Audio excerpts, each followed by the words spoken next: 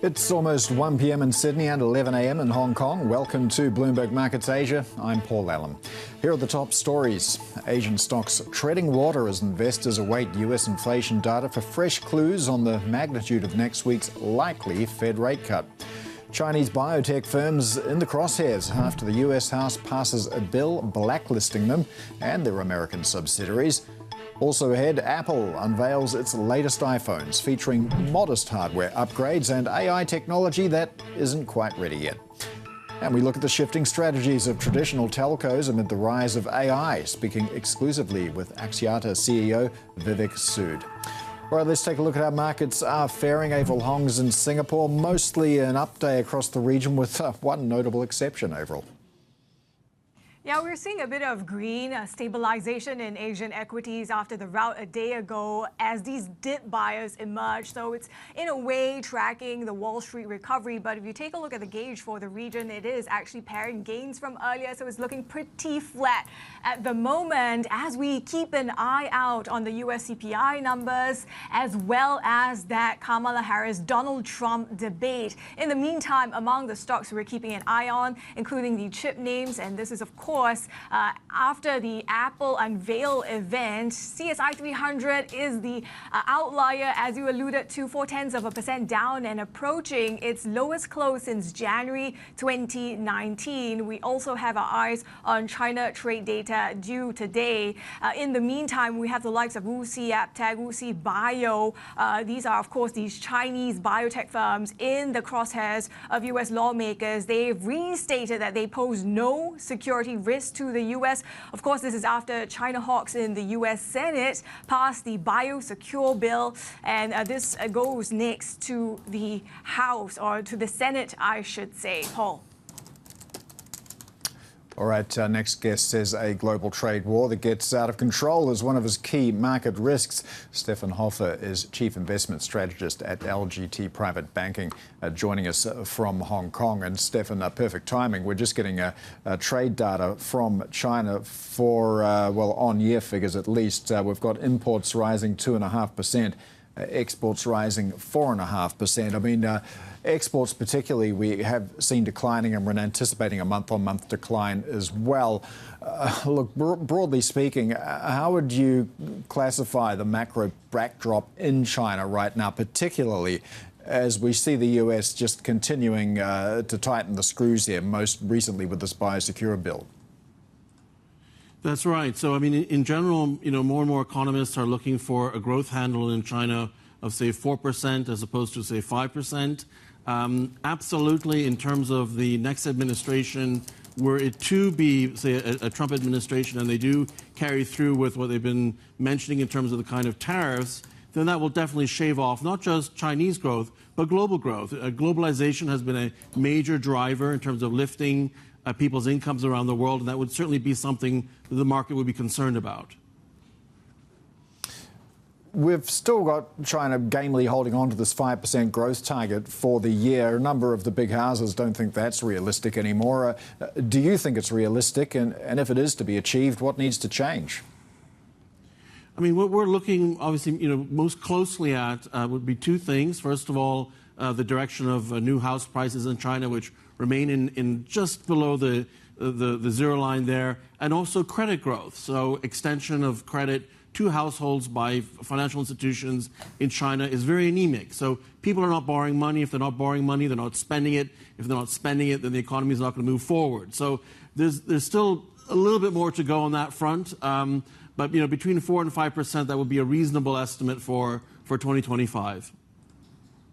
Would you consider this a deflationary spiral, Stefan? No, I think that's too negative. You know, you still have, you know, reasonable nominal growth, and I mean, if we think about, you know, the classic deflationary spiral that was Japan, you don't have enough of the preconditions in China for that to be the case. I think that's really going too far. But near term, what we need to see is an avoidance of a tit-for-tat type of trade war that really drags everybody else down with them. Stefan, how vulnerable do you think Chinese stocks are as the US election heats up? Well, valuations are extremely attractive, and so people are, they constantly ask us, when is it time to buy? When is it time to buy? Because there are great companies in China. There's absolutely no way getting around that. But until you have a turnaround in domestic demand and a more sort of and also credit growth, I think it's hard to sort of go all into the Chinese market, but rather it's about stock picking. Stefan, if it is about stock picking, which stocks do you pick? I mean, I'm looking at the CSI 300 right now. We're 2 points away from hitting a 5-year low. If you're going to be selective, you'd need to be very selective. What are you looking at? Well, there are higher dividend plays where we have some confidence that the dividends can play out. And then if you take a longer-term view, it's also a technology story. You have national champions emerging not just in the United States and Europe, but also in China, which will survive the test of time, we think. Stefan, as we watch out for the Trump-Harris debate, what are you keeping a close eye on? And in terms of assets, where do you think we will see the perhaps sharpest reaction, which incidentally is our MLive question of the day, I believe? Yeah. So in terms of the Trump-Harris debate, we basically know the broad outline of the Trump agenda for a Trump 2.0. It will be interesting to see whether this debate will really pivot and talk about policy, because on the Democratic side, I mean, there's something out there, but it's not really known how far, for example, tax policy would change and so on. So I think investors, if we're lucky, what we will have tomorrow morning, our time here in Asia, is a debate about policy, less about personalities. And so you can really have an understanding of what the market will look like if it's a Harris administration or a Trump administration. Trump, of course, heavy on deregulation and tax cuts, probably the Democrats leaning more tax hikes. And as we mentioned earlier, I think one of the key market risks that you see are of a global all-out trade war. How are you weighing the risk depending on if we get a Harris versus a Trump scenario? Well, predominantly that would impact, first and foremost, equities. And EPS would have to come off quite a few basis points if we're in that kind of a scenario. So it's definitely not equity friendly. So if that's the kind of the situation we're in, then we would lean towards bonds. Now, on the Harris side, there are some interesting ideas as well that are not necessarily anti-growth. But right now, where we stand is we want to see what the two candidates have to say about policy, hopefully tomorrow morning here in Asia, not about personalities and what we've seen in the earlier part of the campaign. Stefan, we got CPI numbers coming out in the US as well this week. Do you think that's going to meaningfully move the needle for the Fed as they look ahead to the following week's decision? And what are your expectations in terms of a cut? Yeah, exactly. So this CPI print is the last piece in the puzzle for what should be, we think, a 25 basis point cut. The non-farm payroll that we had last Friday is, we think, consistent with that. So everything is kind of lining up nicely for a 25 basis point cut. If you get a 50 cut, that would probably unsettle markets because it implies that the Fed is a lot more concerned than they are signaling to us about the very gradual slowdown in growth in the United States. So 25 should be a non-event. 50 would be perhaps a little bit distressing. Yeah, months ago we saw the Fed criticised for being too late to tighten. Is now the reverse happening? Do you believe that maybe they've been too late to ease when the history of the past few months comes to be written? Will we look back and say, well, that was a policy mistake? I get your point, but I think that's not the case. I think broadly speaking, if we look over the recent past since COVID, this Fed has frankly done a surprisingly fantastic job. We have to remember we had the fastest increase in rates in history in the U.S. and no really serious increase in unemployment. This is unheard of. So by and large, I think we need to give them the benefit of the doubt. I think you are also quite positive on tech and financials, and overnight amid the rebound, even though it was mostly driven by technicals, not because of the data, these were among the stocks that were the biggest boost to the S&P 500. What, in your view, is going to drive these names, these sectors? Well, as always, it's about getting your call right on the earnings growth. Technology did phenomenally well in the second quarter earnings season. Financials, grew at a less high level, but still was quite strong. We think the conditions are in place for further solid earnings growth, not just on technology, but certainly also on healthcare and financials in particular. On financials, though, we've seen in the past that about 3 months before the Fed rate easing cycles, they've tended to underperform. That doesn't quite seem to be the case this time around. What do you think is the difference? Well, a lot of things are different this time. So in this case, really, again, it's about the consumer and the overall credit quality of households is actually quite strong. So in an environment where rates actually come down, you could get a very different narrative, one which says that the credit burden on the lower credit quality households actually gets lessened, and so you get a bit of support there. So it's a different environment. I mean, it's certainly quite surprising on many fronts. I just see in your notes that one thing you're not enamored with is gold. We still have it at $2,500 an ounce. Do you think the top is in there? What's happening with this call? Yeah, we've been consistently wrong about that one. I have to be very transparent. I mean, gold, maybe we think 2650 is an area where it could reach within the next 12 months, driven by central bank buying and so on. But remember, at the end of the day, when you buy gold, you're buying an asset that has no cash flow. So the opportunity cost of what you could be doing with that money has to be taken quite seriously. And where rates still are, rates being where they are, it's quite pricey. So, but then that narrative hasn't really worked out too well, but broadly speaking, I don't want to change it. All right, Stefan, we'll leave it there. Thank you so much for your analysis, Stefan Hofer of LGT Private Banking Asia.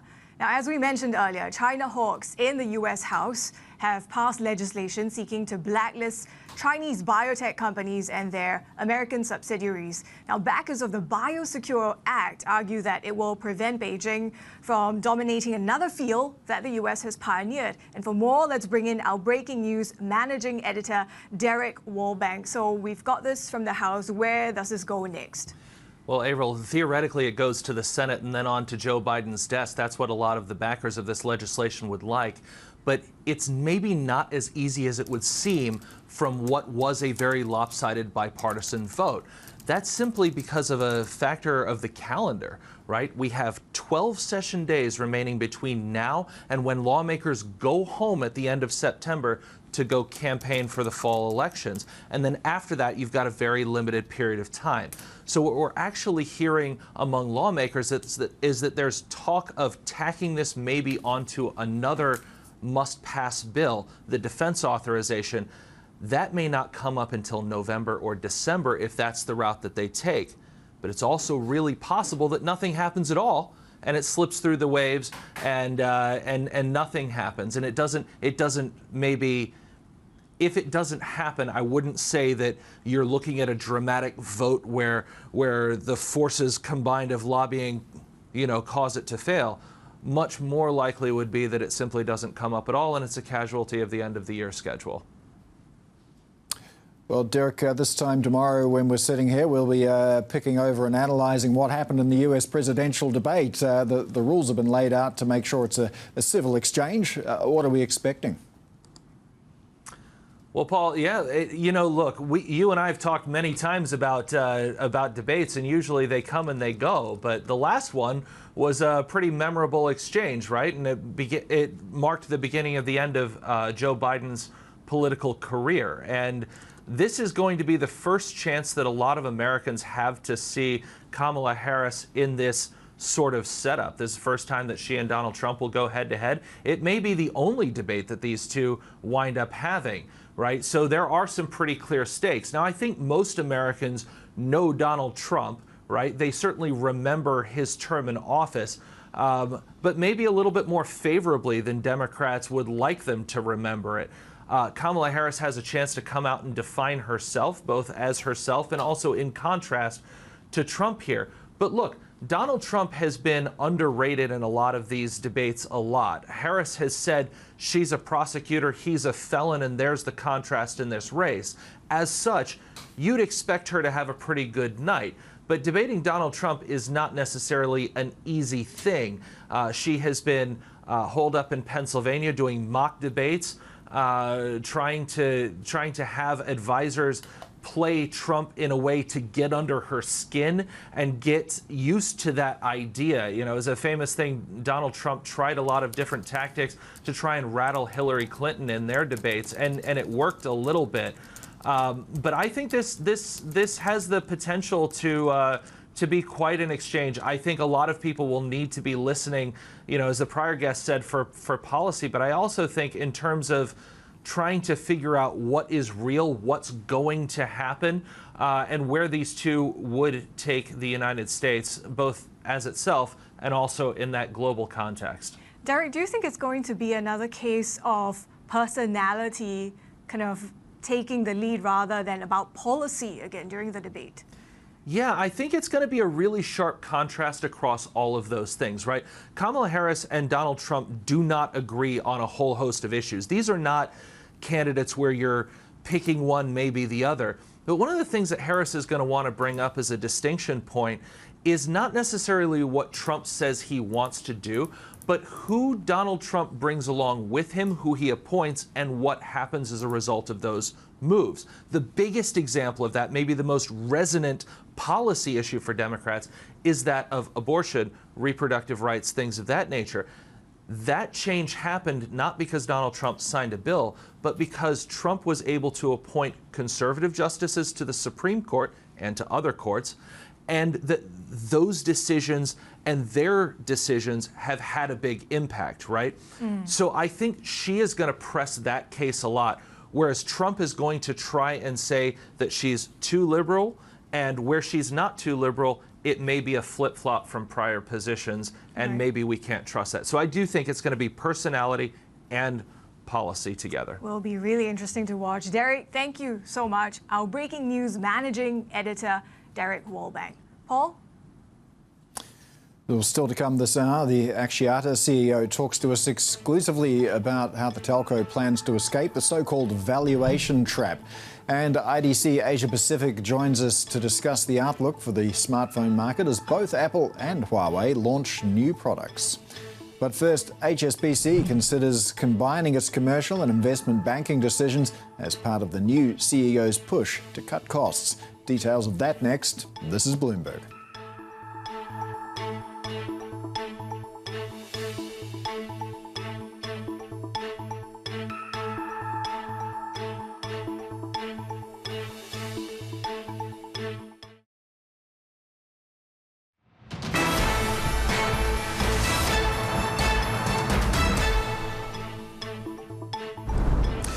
All right, just get you to some breaking news out of China. It's the moment we've been waiting for. It is the monthly trade data for August, and a real mixed bag here. Let's talk about the exports first. Coming in at 8.7%. That was a very handy beat. The expectation was for 6.6%. And a huge improvement on the 7% that we saw in July. Imports, meanwhile, different story, growing by only half of 1%. That's well short of the expectation of 2.5% growth. And when you compare it to July of 7.2%, yeah, that is a huge reduction in imports. But net, the trade balance did improve for China in August, 91.02 billion, the trade balance, and that was 10 billion better, give or take, than the market was expecting. Let's call it 9 billion, actually. If we take a look at Chinese assets, though, the CSI 300 has now hit a 5-year low. And if we're still at this level at the market close, these will be levels that we haven't seen since 2019. CSI 300 now 3,173. The target we were looking for was 3,179. So just to recap those numbers for you out of China, exports for the month of August, 8.7%. Big beat there. The expectation for 6.6%. The trade balance, 91 billion, and China, and we've got the yuan there softening just a little, 7.1231 there. Right, well, HSBC is said to be considering combining its commercial and investment bank units in a bid to cut costs. The combined division would become the bank's largest revenue generator, contributing about $40 billion a year to HSBC's coffers. Bloomberg Intelligence senior analyst Matt Ingram joins us now with more. So, Matt, big move there. So what are the advantages of this combination? G'day, Paul. Look, obviously it's about costs. They're obviously running the ruler over where the relationship managers are doubling up, and I think that's the advantage, that you cut those costs. I think people are going to raise the idea of synergies, that, you know, I'm dealing with this customer in this industry, maybe I can deal with that customer in the same industry. What we've talked about throughout the day is the risk, though, that if you cut the wrong risk manager, you're going to cut flesh, and that cuts revenue. And so HSBC needs to be very careful about allocating who goes where. This doesn't sound like the fine-tuning that they telegraphed when the new CEO was announced about a month ago. So this is a serious restructuring, mostly about costs, I think. This idea has been floated in the past, and there has been resistance to it. What's changed? Well, I think, as we said earlier, Paul, it's a new CEO and a new restructuring, and I think everybody at the helm wants to point the ship in a certain direction. My suspicion is the outcome's going to be the same, that it's very hard to bank the small mum-and-pop shop and the global conglomerate from the same team. You've obviously got a big crossover in the middle of those larger mum-and-pop, smaller, big companies, if you like, that cross over in the middle, but they're very disparate at either end. And I think they're going to come to the same conclusion, that they won't want to compromise revenue for the sake of cutting costs. All right, Bloomberg Intelligence senior analyst Matt Ingram there. Thank you for joining us. We do have plenty more ahead. This is Bloomberg.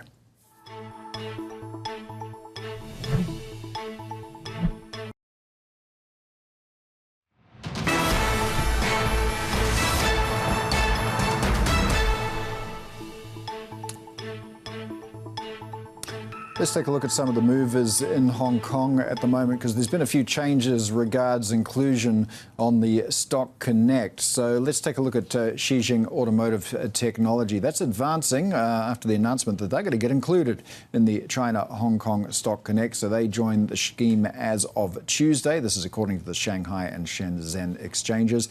We've also got Kinetic Development Group also being added and moving up to the tune of 8%.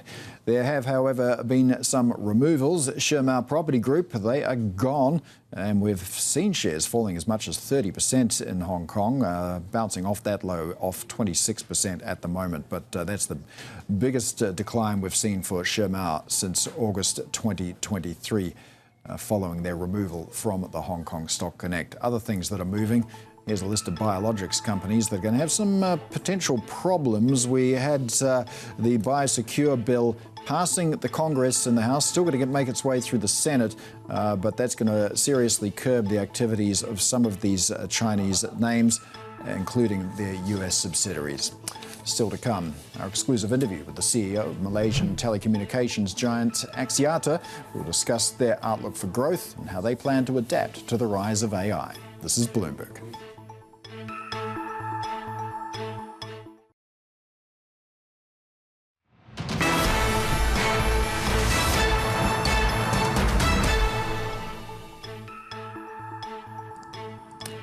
Welcome back. We've got China markets just heading to lunch. A lot to ponder.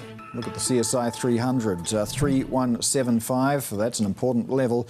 We haven't been here since 2019. So if we close at that level, we'll have the Chinese stocks closing at 5-year lows.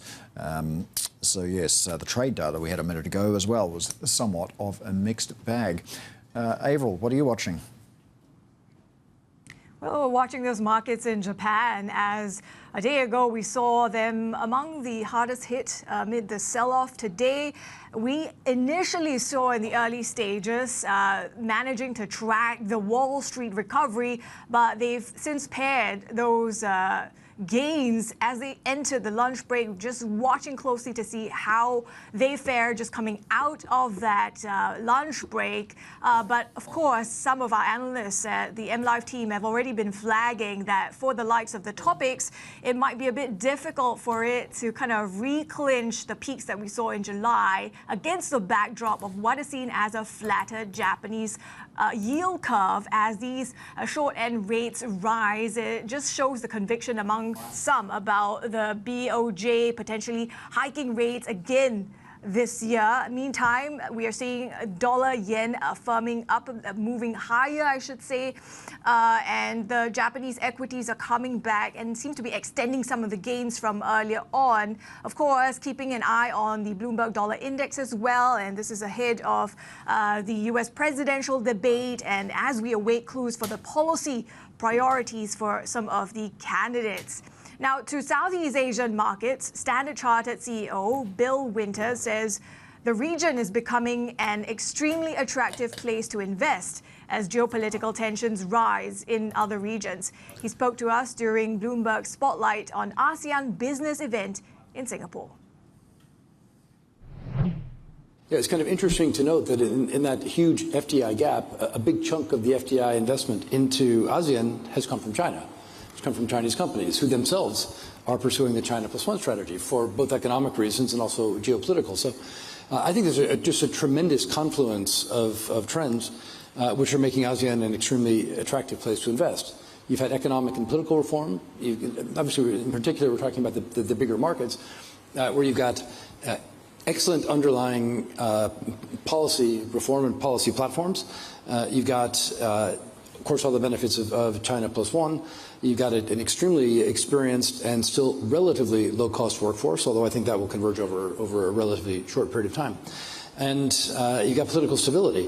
The fact that ASEAN as a bloc is beginning to come together is encouraging, but I will say maybe on a scale of 1 to 10 in terms of the migration towards a real trade bloc, we're probably still at a 3 or a 4.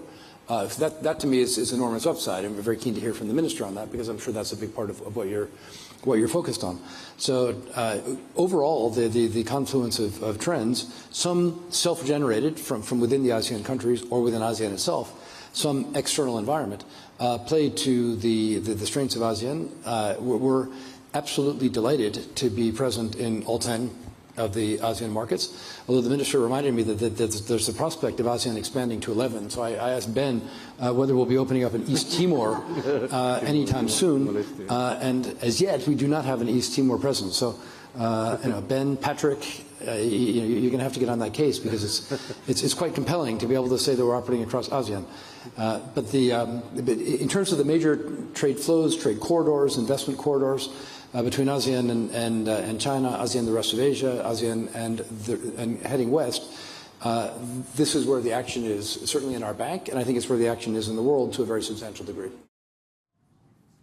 That's Standard Chartered CEO Bill Winters speaking at Bloomberg's Spotlight on ASEAN Business event in Singapore. Now let's take a closer look at Malaysia, where top telcos are looking to pivot to technology and AI to drive investors' excitement. Axiata is one such example. The company, with more than 160 million customers, says it's pursuing growth beyond connectivity. Joining us now exclusively is CEO and MD Vivek Sood. Vivek, thank you so much for joining us today. I just wonder if you can start by telling us which markets where you're seeing the strongest growth right now. Oh, well, we are present in 5 markets across South Asia as well as Southeast Asia. I think we're seeing strong growth coming from Indonesia, and we're also seeing a very strong growth coming from some of our frontier markets like Bangladesh. I think we do see our markets actually having a significant potential of growth. They are still quite under-penetrated, and the consumption level of data are pretty low. I mean, just to give you a comparison, in matured markets like in Malaysia, Thailand, you have data consumption of 30 gigabytes per customer.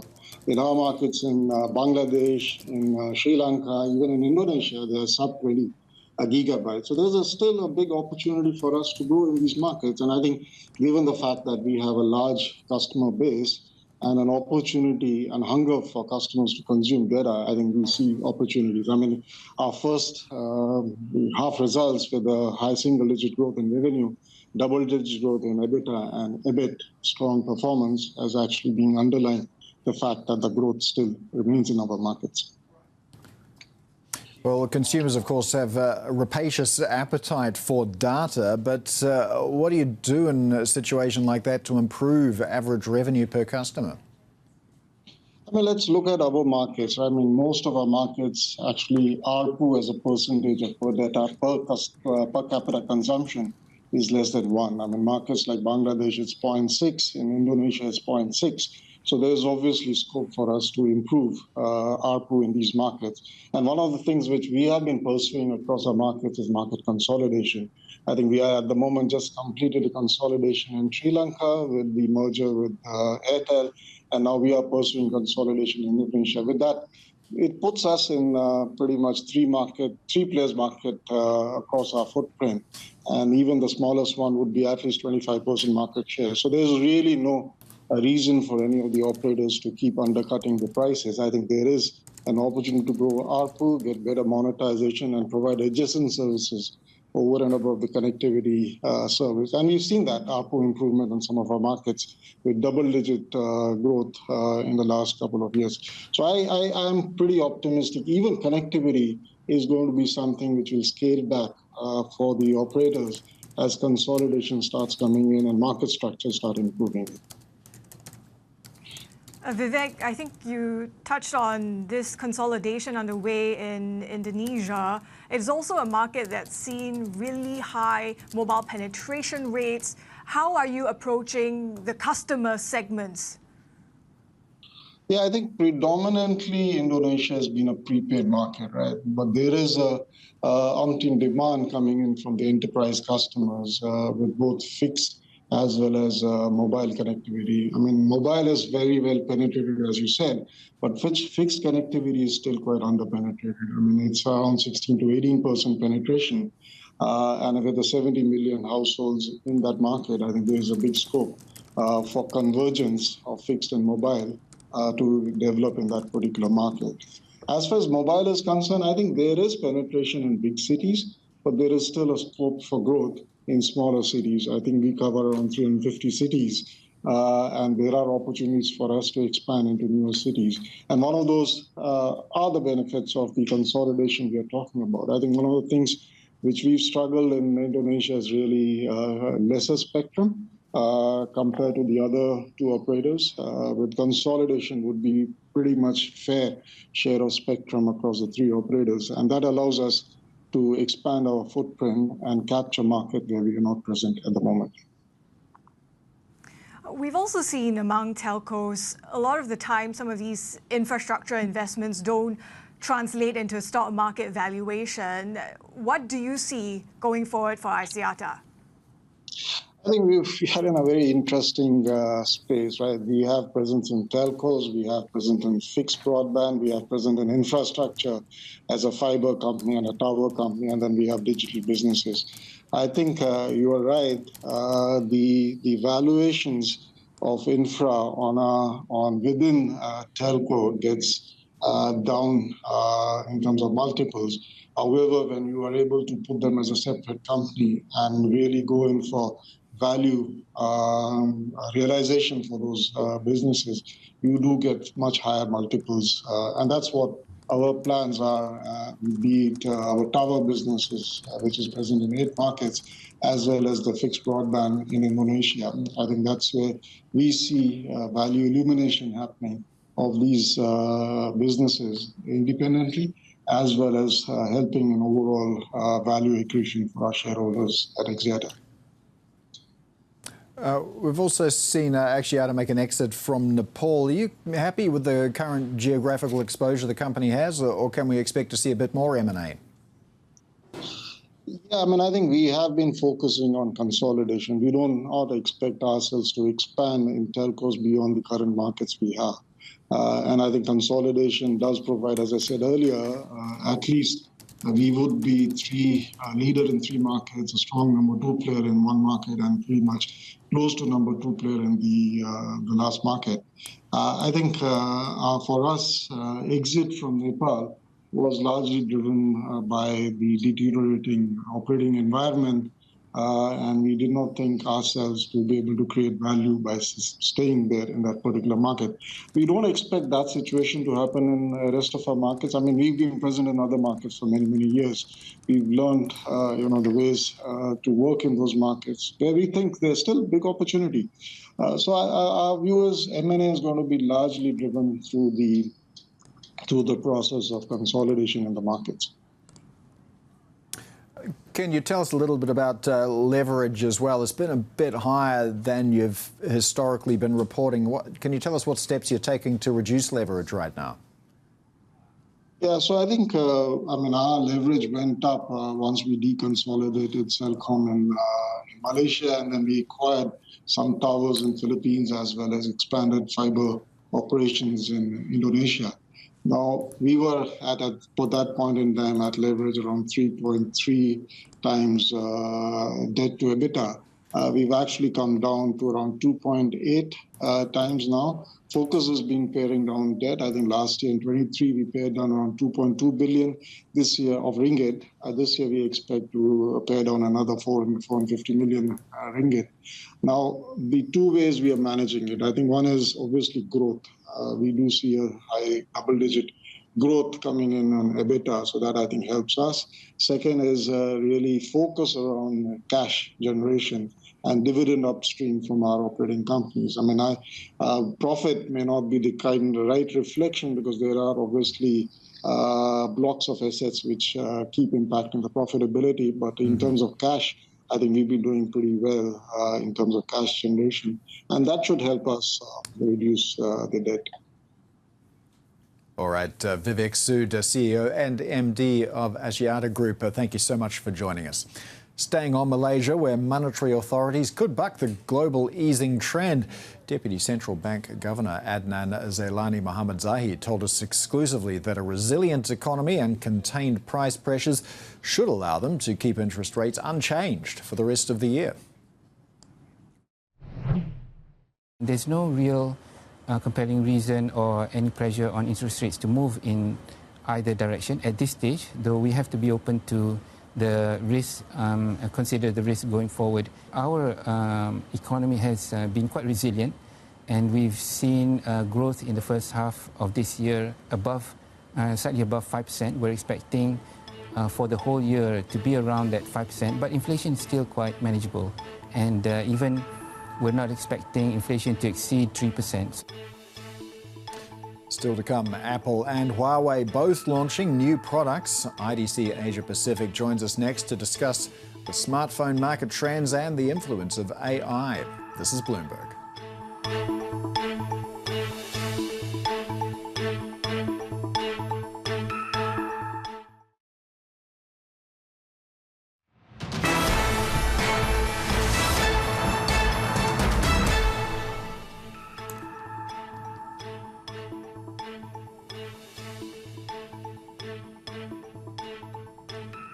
Welcome back. Apple has introduced the latest versions of its flagship iPhone, betting it can entice consumers with modest hardware upgrades and promises of AI technology that won't be included in initial models. Now, the iPhone 16 is set to go on sale Friday and hit stores on September 20th.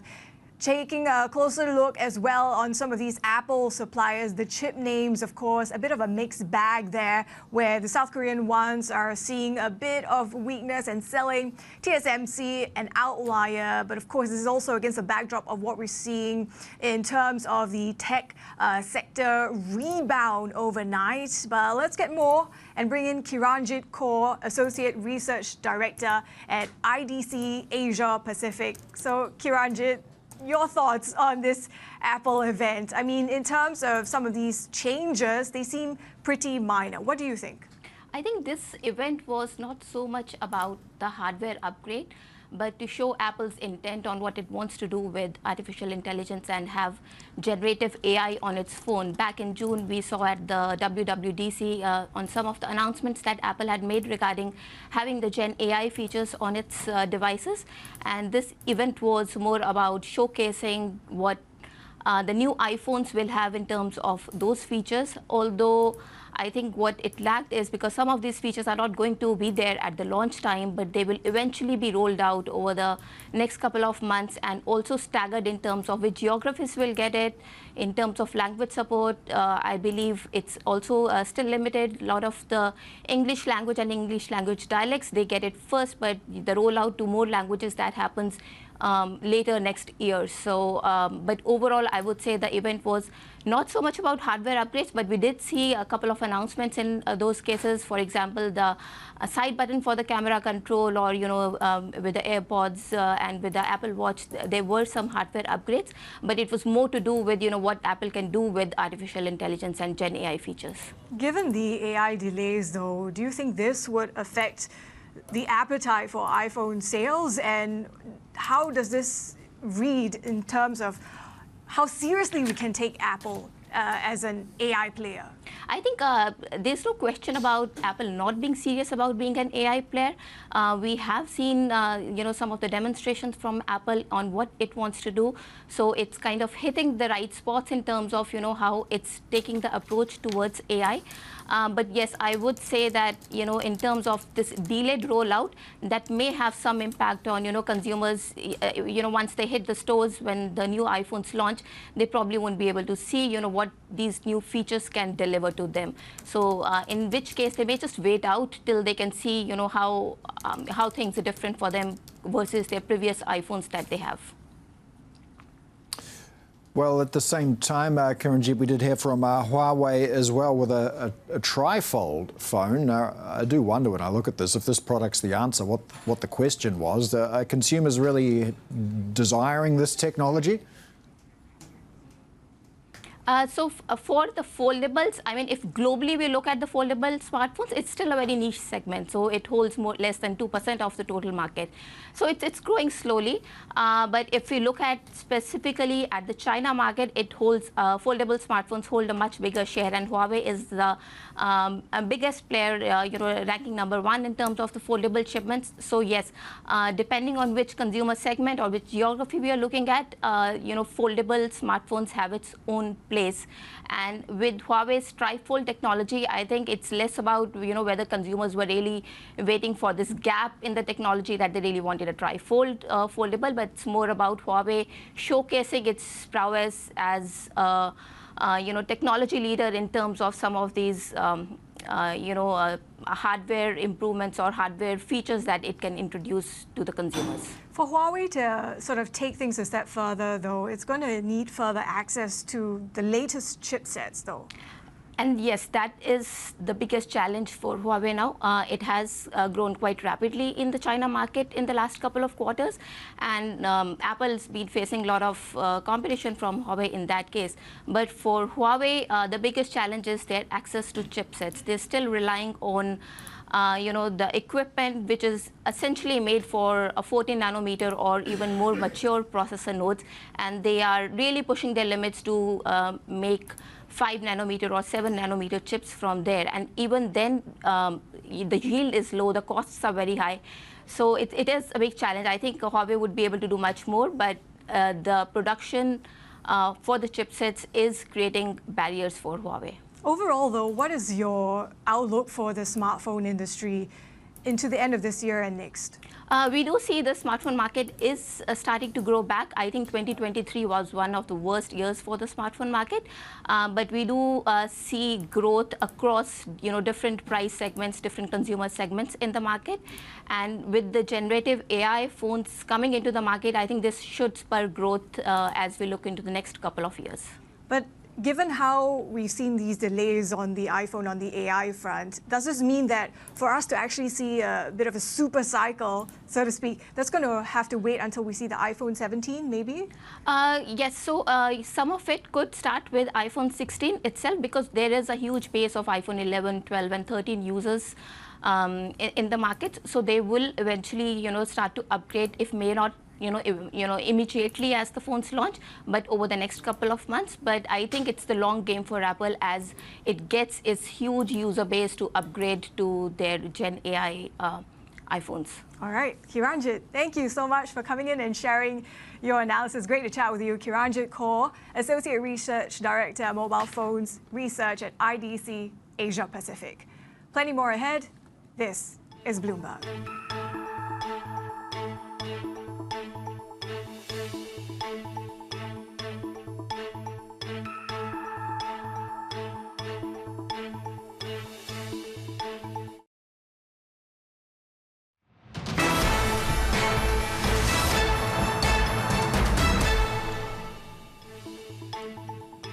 Now some top stories that we're following in finance. Bloomberg has learned that US regulators are set to slash increased capital requirements for big US banks.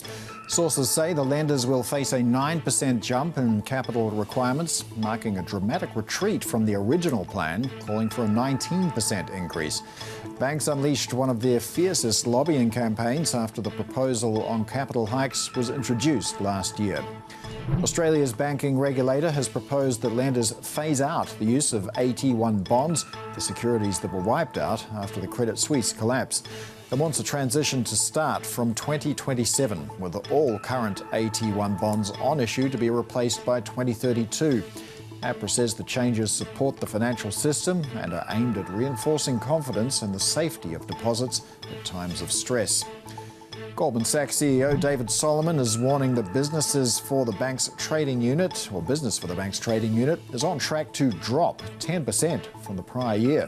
And that's led by declines in the fixed income business. The company will also take a $400 million pre-tax hit in its consumer business as it moves away from its credit card tie-up with General Motors.